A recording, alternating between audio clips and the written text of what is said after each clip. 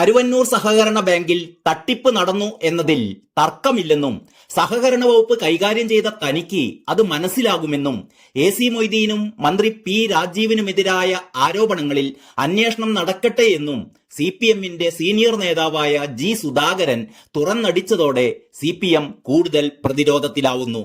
ഒരു പ്രമുഖ ചാനലിന് നൽകിയ പ്രത്യേക അഭിമുഖത്തിലായിരുന്നു G സുധാകരന്റെ പ്രതികരണം.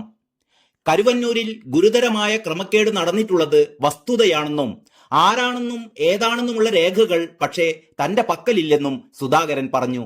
EDയുടെ അന്വേഷണം ആർക്കും മാറ്റിമറിക്കാൻ കഴിയില്ല. അതേസമയം EDയുടെ അന്വേഷണം പൂർണ്ണമായി വിശ്വസിക്കാൻ കഴിയില്ലെന്നും അദ്ദേഹം കൂട്ടിച്ചേർത്തു. കരുവന്നൂരിൽ പിഴവുണ്ടായി എന്നും EDയെ തടയാനാകില്ലെന്നും നേരത്തെയും സുധാകരൻ പറഞ്ഞിരുന്നു.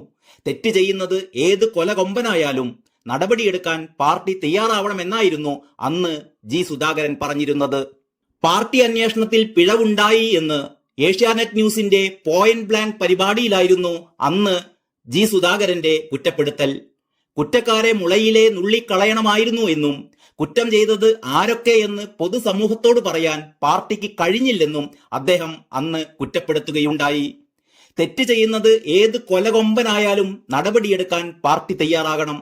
കരുവന്നൂർ കേസിൽ കുറ്റക്കാരുടെ സ്വത്ത് കണ്ടുകെട്ടണം. കേസ് അന്വേഷിക്കുന്ന EDയെ തടയാനാകില്ല. പിഴവുണ്ടെങ്കിൽ പരിശോധിക്കുന്നതിൽ തടസ്സമില്ല. MK കണ്ണൻ കാര്യങ്ങൾ EDയെ ബോധ്യപ്പെടുത്തുകയാണ് ചെയ്യേണ്ടത്, അല്ലാതെ ചോദ്യം ചെയ്യലിൽ നിന്ന് ഒഴിഞ്ഞു മാറുകയല്ല വേണ്ടതെന്നും അദ്ദേഹം അന്ന് പറഞ്ഞിരുന്നു.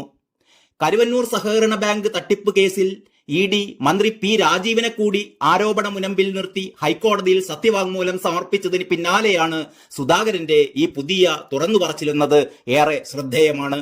കരുവന്നൂർ ബാങ്ക് മുൻ സെക്രട്ടറി സുനിൽ കുമാറിന്റെ മൊഴിയാണ് മന്ത്രി P രാജീവിനെതിരെയുള്ളത്. P Rajeev CPM Ernakulam ജില്ലാ സെക്രട്ടറി ആയിരിക്കെ നിയമവിരുദ്ധ വായ്പകൾ അനുവദിക്കാൻ സമ്മർദ്ദം ചെലുത്തി എന്നാണ് മൊഴി. കരുവന്നൂരിൽ നിയമവിരുദ്ധമായ ഒരു കാര്യത്തിലും താൻ ഇടപെട്ടിട്ടില്ല എന്നും തിരഞ്ഞെടുപ്പ് വരികയല്ലേ, ഇനിയും പലതും ഇതുപോലെയൊക്കെ വരുമെന്നുമായിരുന്നു മന്ത്രി P രാജീവ് ഇതിനെതിരെ പ്രതികരിച്ചിരുന്നത്. ഏതായാലും തൃശൂർ പിടിക്കാൻ സുരേഷ് ഗോപി രണ്ടും കൽപ്പിച്ചിറങ്ങിയ സാഹചര്യത്തിൽ BJPയുടെ തുരുപ്പ് ചീട്ട് കരുവന്നൂർ ബാങ്ക് കൊള്ള തന്നെയാവും. സുധാകരന്റെ വീണ്ടുമുള്ള ഈ തുറന്നുപറച്ചിൽ BJPയുടെ പ്രചാരണത്തിന് ശക്തി പകരും എന്ന കാര്യത്തിൽ സംശയമൊന്നുമില്ല. News desk Kalakaumudi.